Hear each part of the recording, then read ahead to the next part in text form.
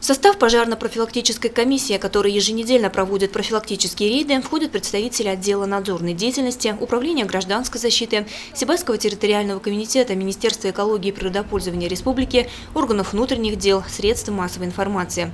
О рейдовых мероприятиях председатели садов были предупреждены. Тем не менее, уже при въезде в сад номер 3 комиссия выявила нарушение – неэксплуатируемый пустой газовый баллон, который является даже более опасным, чем полный.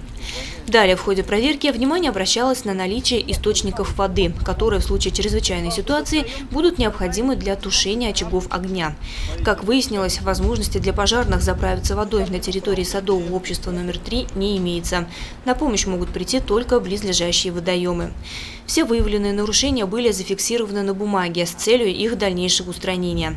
После чего комиссия отправилась в 4-й сад, где картина уже выглядела лучше. Шли работы по установке специального бака объемом в 10 кубометров воды, предназначенного для противопожарных операций.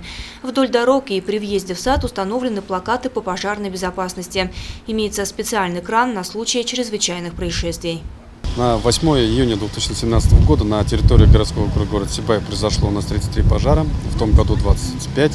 То есть с начала года у нас складывается неблагополучная обстановка с пожарами, с начала года идет рост. К сожалению, что у нас вот тоже идет уже на сегодняшний день рост количества пожаров в садовых обществах.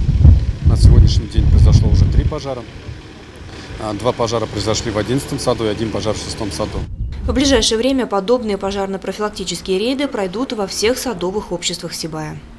Лена Кириллова, Данила Либаев, Али Кадыров, Гульгина Раскильдина, телекомпания СТВ.